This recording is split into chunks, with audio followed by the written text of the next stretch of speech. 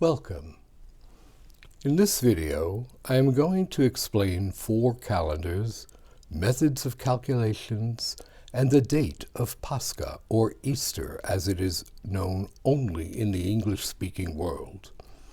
The Orthodox prefer to call the feast Pascha, or a form of this word, according to the various different languages spoken besides English. Pascha is the Greek form coming from the Hebrew Pesach, or Passover. Easter, as a name, is pre-Christian in origin, and it celebrates the spring pagan feast of the fertility goddess Oestre. For this reason, we see fertility carryovers into Easter, such as baby chicks and rabbits, both of which are symbolic of abundant fertility. This word, Easter, really shouldn't be used to define the resurrection of the Lord.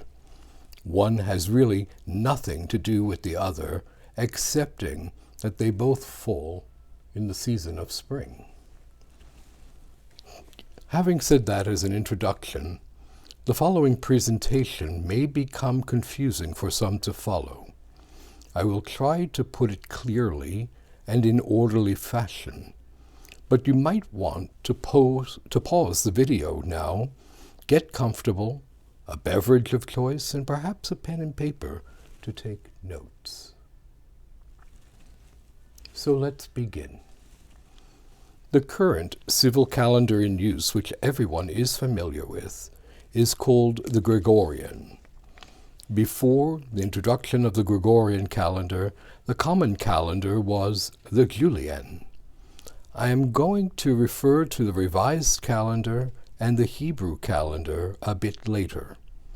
It is important, for the sake of clarity, that we stick to these names since there are other names sometimes used for all of the above.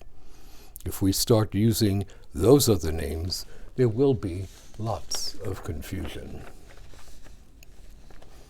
The Julian calendar is named after Julius Caesar, and its use began in the year 425 BC as an improved and more accurate calculation as compared to what had previously been in use.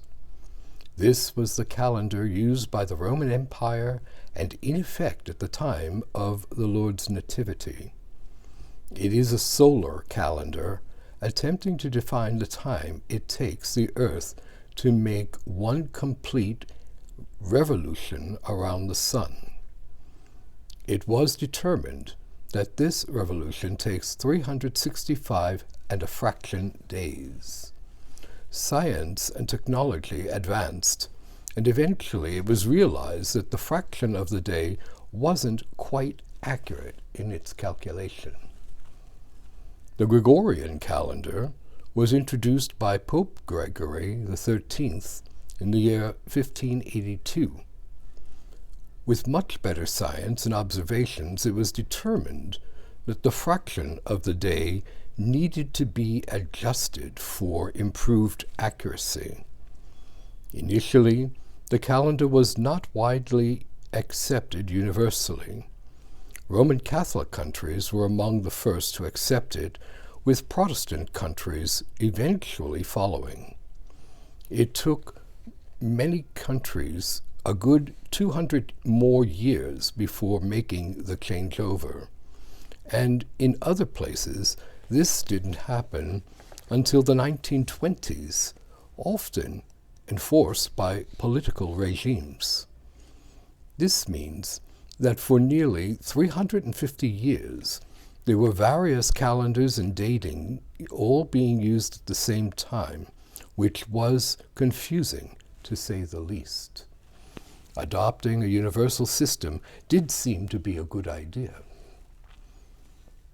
I should also mention that there are other cultures using their own calendars, such as the Asian calendar, the Hebrew calendar, the Islamic calendar, and in the Orthodox East, the Julian calendar was still in effect. These cultures eventually came to adopt the Gregorian calendar for the sake of universal clarity and the civility, while maintaining their own cultural calendars for celebrating their festivals. That was true of much of the Orthodox East as well. And so we have a situation where today the Julian calendar, still used in parts of Orthodoxy, is 13 days behind the Gregorian calendar due to the accumulating difference over time in that fraction of a day of the Earth's full orbit. So it can be, for example, that September 1st Julian is the very same day as September 14th Gregorian. When the change over to the Gregorian came, they had also advanced the date by a couple of weeks. Are you still following me? Some might want to go back over this again before we proceed. It could get more confusing for some. Many of the Orthodox chose to remain on the Julian calendar for cultural reasons, and since it was a continuation of time from the days of the Lord. In other words, a Christian cultural calendar. They also acknowledge at the same time the use of the universal civil calendar. Now we come to the part about determining the date of Pascha. In the earliest days of Christianity, the feast of Pascha was not being celebrated on the same day by the entire church, and so the Emperor Constantine called all the bishops together to settle this. The result was the Council of Nicaea in the year 325. The council's decision was that Pascha should be celebrated on the first Sunday after the first full moon after the spring equinox. It was also stated that the feast should not precede or coincide with the Jewish Passover, but should come after it, since Christ is the new Passover. The bishops wanted to keep it to a Sunday. The full moon and the equinox has to do with how the Jews determine their dating of Passover. The older Jewish calendar is based on a lunar cycle rather than a solar cycle. The Jewish month begins with the new moon and ends 28 days later when the moon has faded again.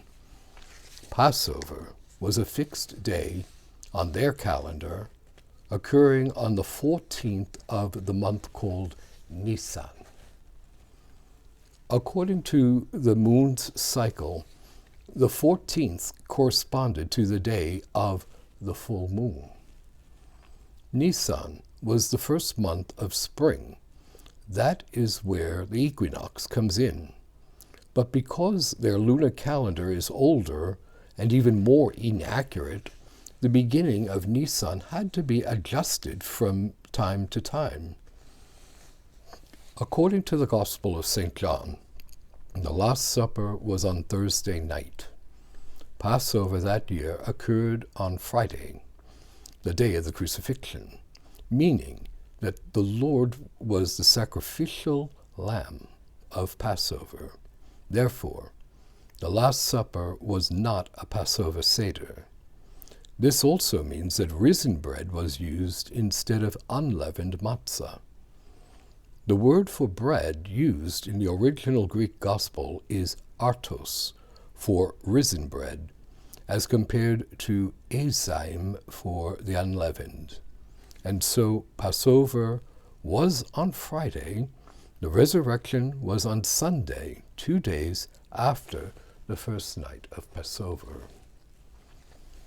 When the Gregorian calendar came about, there was even more confusion over all this. The Pope decided that the full moon after the equinox should be the Jewish 14th of Nisan.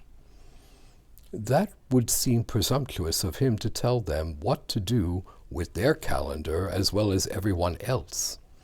And in so doing, his date for Pascha could now precede the Jewish Passover, or maybe coincide with it. This was with disregard for the council's decision to be after Passover. And a council can only be amended by another council and not one man.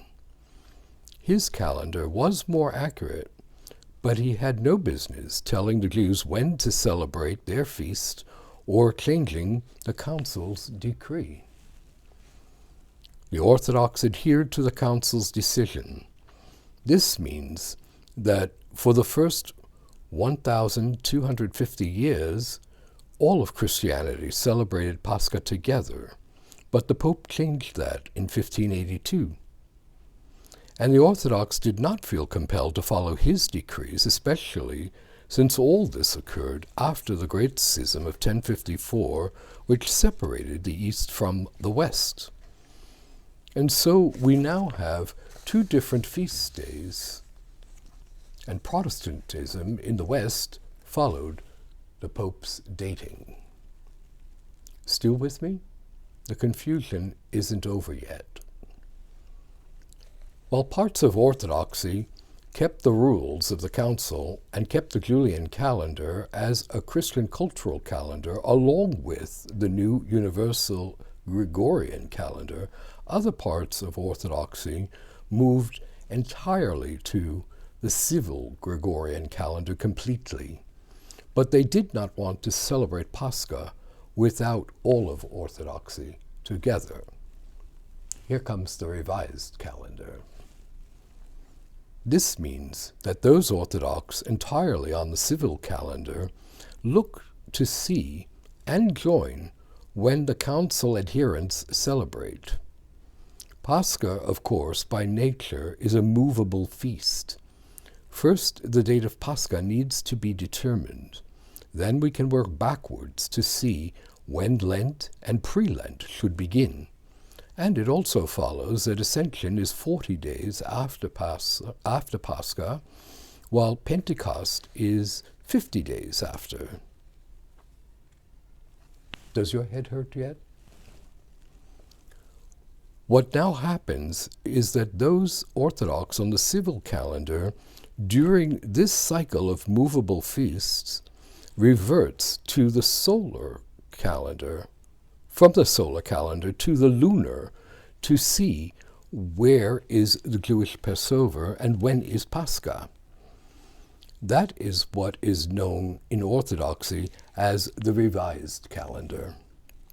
It also means that if Pascha falls on, say, April the 1st, Julian, the revised calendar calls it April the 14th, Gregorian, and yet it is the same Sunday and the same feast day for all of Orthodoxy.